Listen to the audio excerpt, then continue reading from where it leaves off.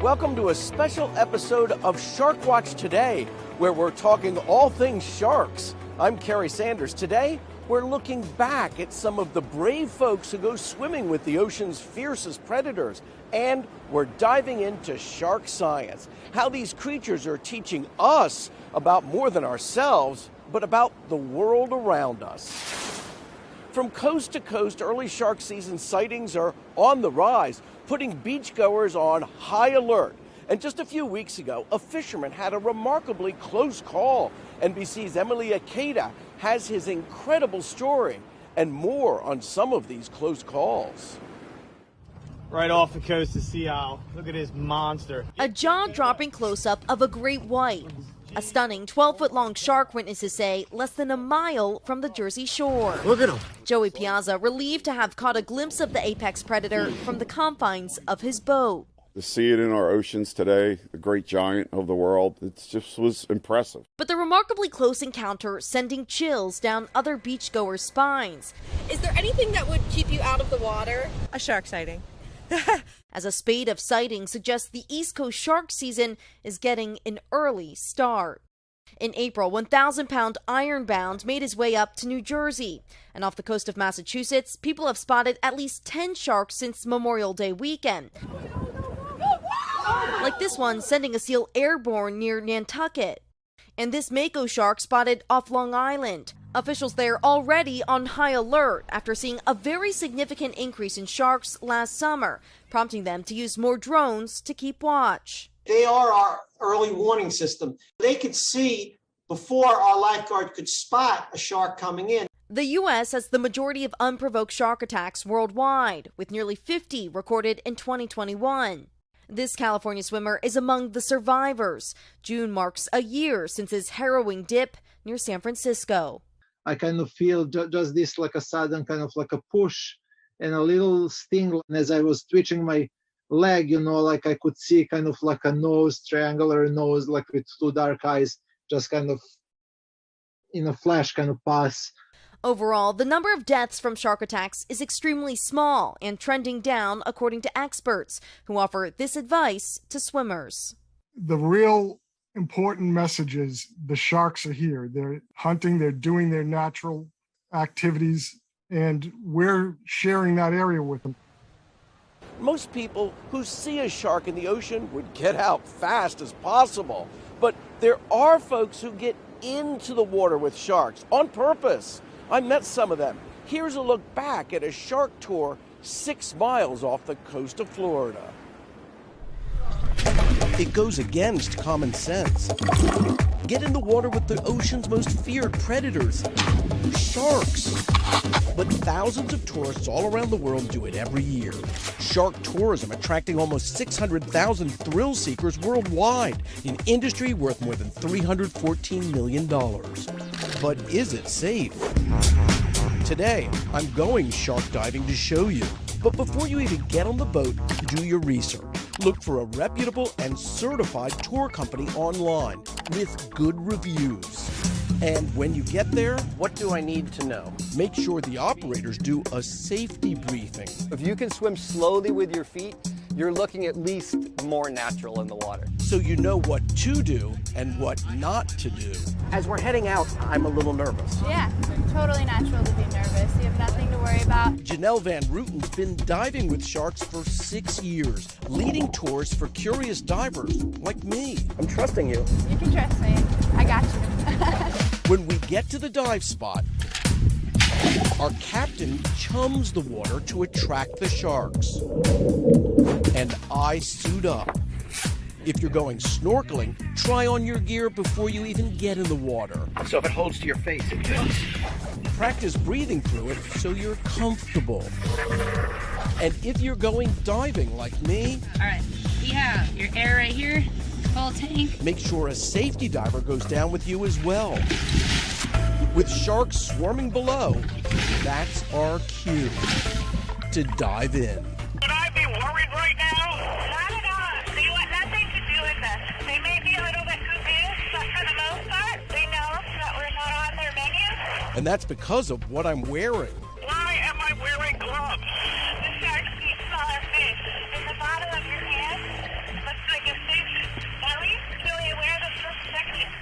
Another important tip, keep your hands close to your body as you swim so the sharks don't confuse them for lunch. But if a shark does come towards you like this one, The best thing to do is to maintain eye contact. With just us looking at them, they've already turned away. this is key.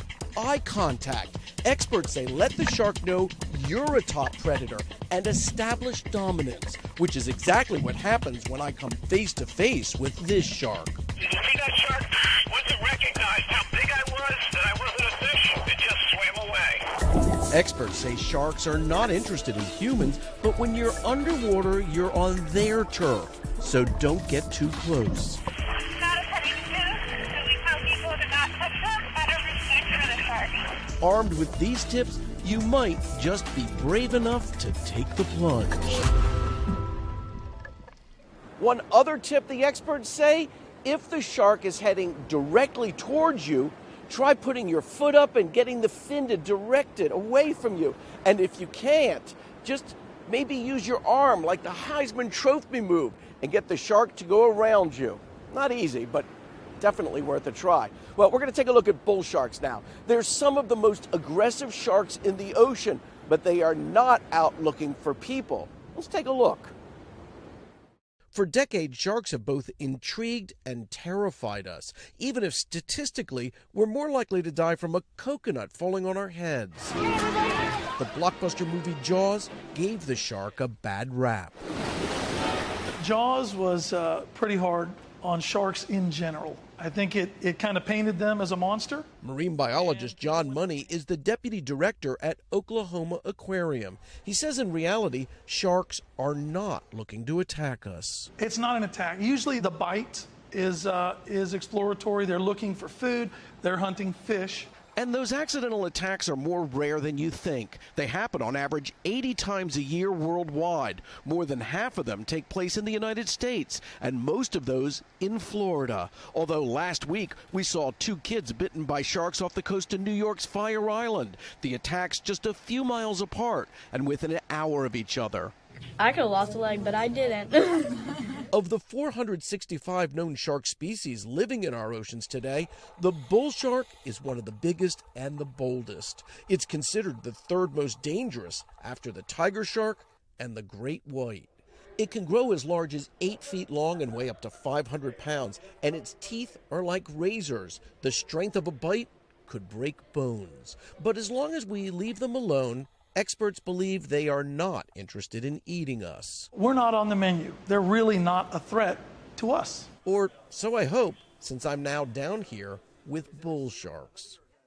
And that metal suit I was wearing was made of chain, so that if a shark did try to bite me, it wouldn't be able to penetrate the suit.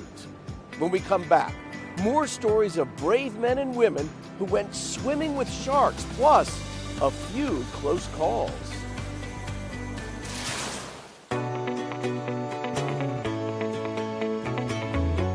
Welcome back to Shark Watch Today. Now, a lot of military men and women rely on support animals when they return home from service. Usually, it's a dog. Sometimes, it's a horse. But in 2017, I visited an aquarium in Georgia that's offering up a unique program to help vets from the Wounded Warrior Project.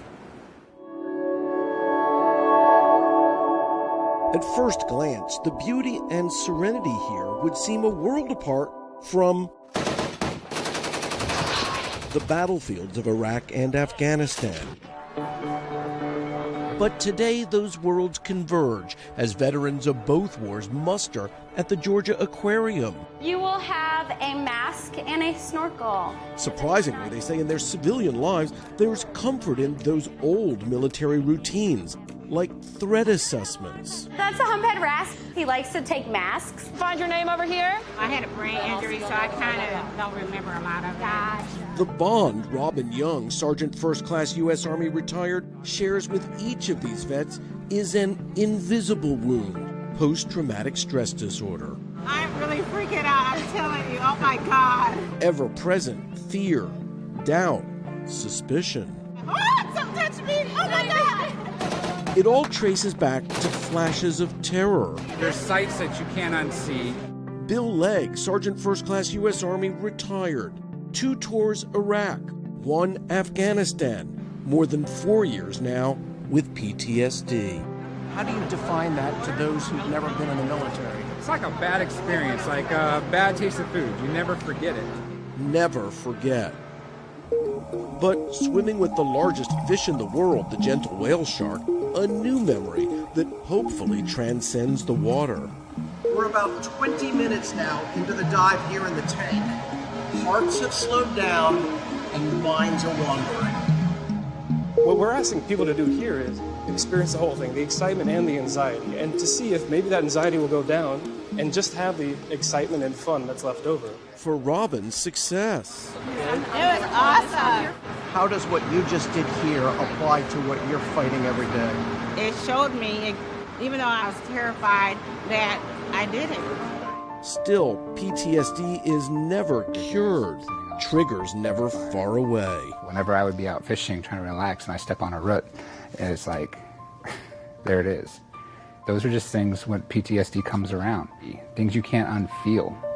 But for a moment, in a fish tank in Georgia, those painful flashbacks are all but forgotten.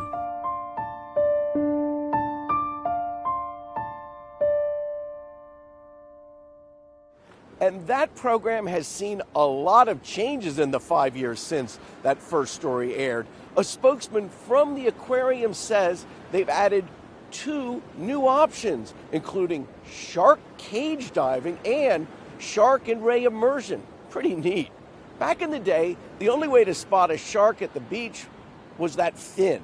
But now we have technology that can actually pinpoint a shark's location. I went underwater off the coast of Florida to learn more about where sharks travel and just how close they get to the shore. Go, forward!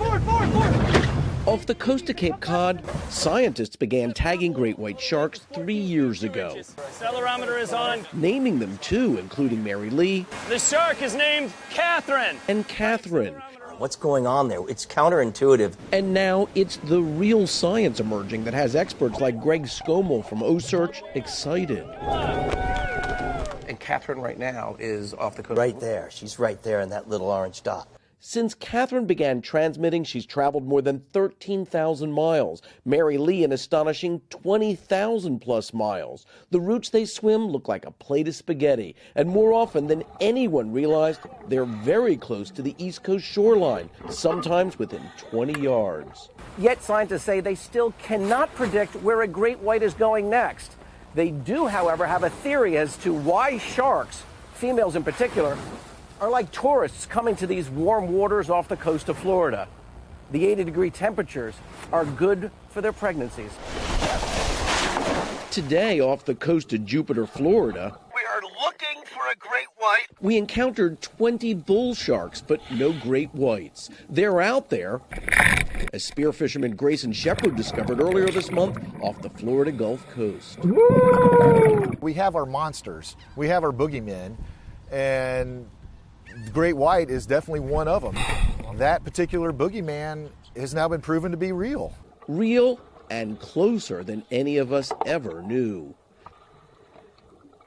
Mary Lee and Catherine, the sharks' Twitter accounts, are still active and sharing updates from OSearch along with locations of some other great white sharks. Now, we know sharks rarely bite people on purpose. Experts say it's usually a case of mistaken identity. But for those who do get bitten, moving on can be a process. Let's take a look at 2 incredible survivor stories.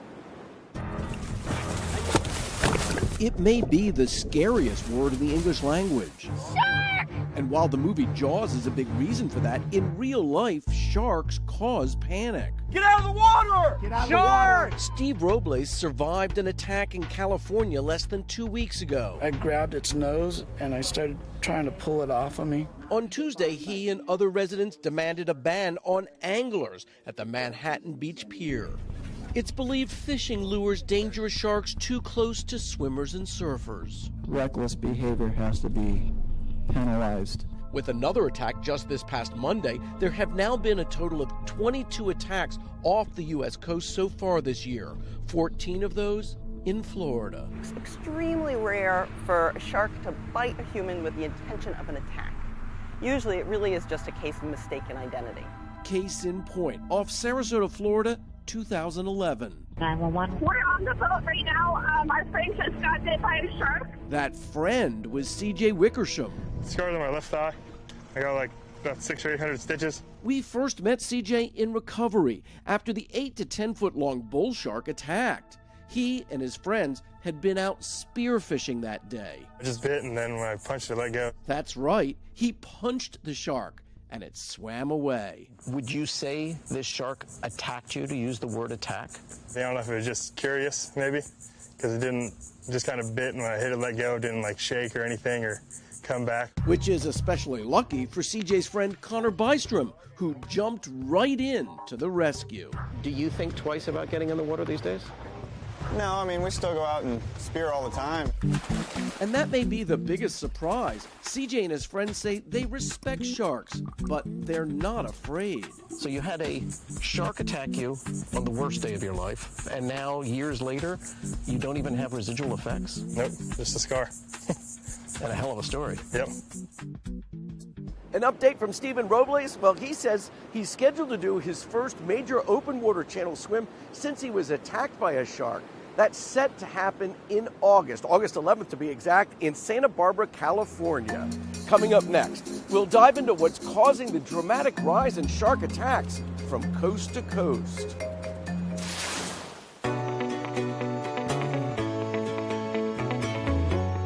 Welcome back to Shark Watch Today. While shark attacks are on the rise worldwide, there is one place where it still happens more than anywhere else, the shark attack capital of the world, right here in Florida. Take a look.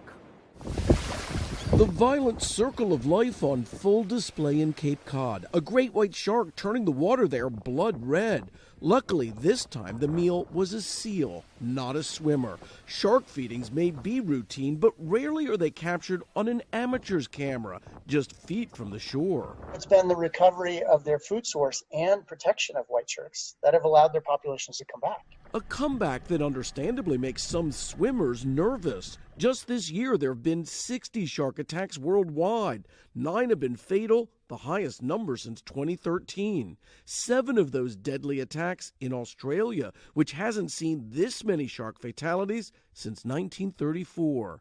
2 were in the U.S., one off Maine, the other off California. While shark attacks are on the rise worldwide, the most shark attacks in the United States happen right here in Florida. So far this year, those shark encounters in Florida have not been deadly, like the nurse shark that clamped down on a man's foot this weekend. It took a hammer to pry it loose.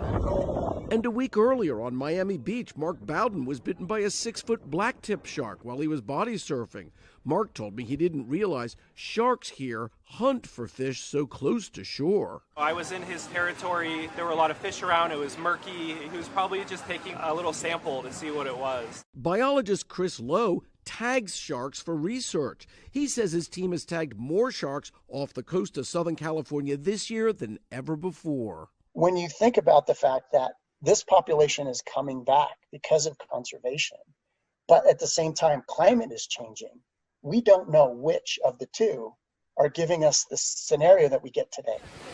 The ocean's silent predator, not always so hidden from view. And so remember, there is no reason to panic here. The reason that we're seeing more sharks is because scientists and other patrols are looking for more sharks. One person who is fearless in the face of sharks is Australian Valerie Taylor. With more than 10,000 dives in her life, she's familiar with the feeling of coming face to face with a shark. I'd never seen anybody hand feeding a great white shark off the back of a boat. I wanted to give that nice shark, he was a boy shark, my fish. Valerie Taylor is a pioneer. In the 1950s, swimming with sharks just wasn't done. But a young female scientist, it was just unheard of. Famed oceanographer Jean-Michel Cousteau says when everyone else was swimming away, Valerie was swimming towards danger. She and her husband, with their underwater cameras, brought the world the first close-up underwater views of great white sharks ever filmed. They wanted dangerous marine animals, or what they thought were dangerous. They wanted drama, and if I could be in the film, fluttering around amongst all these creatures, that was even better. You are either crazy or incredibly courageous. I didn't take either of those things. I'm incredibly curious. At a time when sharks were thought to be mindless killers, Taylor and her husband were taking a different approach, rescuing this great white tangled in wire and gently soothing it as it returns to the sea, a memory now tinged with sadness. I think she was only free for another 6 months and a fisherman caught her. Over thousands of dives, Valerie has had countless close calls. She's even been bitten 4 times, but her attitude has never changed. If things went wrong, I get frustrated and angry, but not really scared. Taylor even proved firsthand how a shark's bite really works. The sharks don't have crush power. At age 85, Taylor says she has no regrets and that she's looking forward to getting back in the ocean, the source of all life on our planet. The marine environment that I knew when I first took up snorkeling and then diving doesn't exist anymore. It's been altered hugely by human impact. Do you believe that it can be brought back? Only if it's left alone, and we're not going to leave it alone. Filmmakers at National Geographic used more than 5,000 hours of footage of Valerie Taylor's life to create the documentary Playing with Sharks. Up next, shark DNA could help find a cure for cancer. Well, we'll dive right into that when we come right back.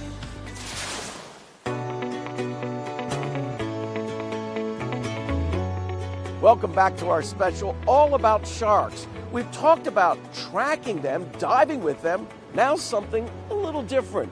Could sharks, those fierce, terrifying predators, could they hold the key to curing cancer? That's a question some scientists are trying to answer. They're the ocean's fiercest predator. And the reason many people won't go in the water. You're going to need a bigger boat.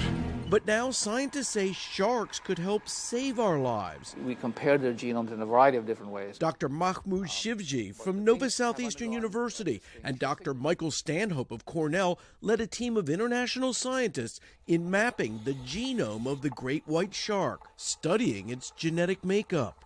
Their findings surprising even them. It's generated some amazing discoveries that we had never anticipated. First of all, sharks have 50% more DNA than we do. So the question then became, so what's all this extra DNA doing? Turns out keeping the sharks healthy. You see, our DNA is made up of cells which are constantly dividing. Sometimes mutations happen, a change that can cause disease like cancer.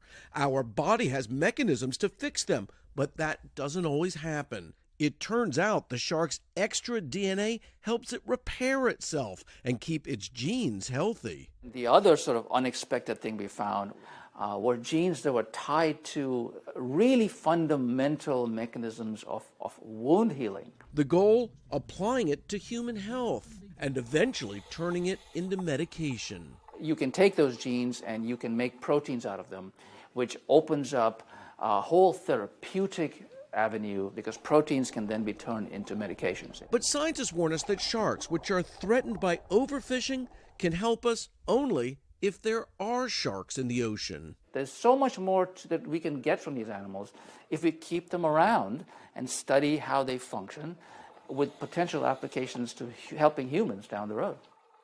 Scientists point out this is all at the genetic level, so eating sharks, like shark meat, it's not going to help you cure cancer. Well, that's our show.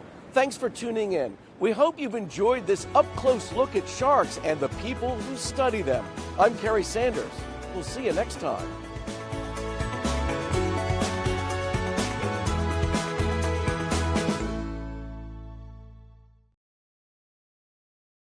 Hey, thanks for watching our YouTube channel. Find your favorite recipes, celebrity interviews, uplifting stories, shop our favorite deals, and so much more with the Today app. Download it now.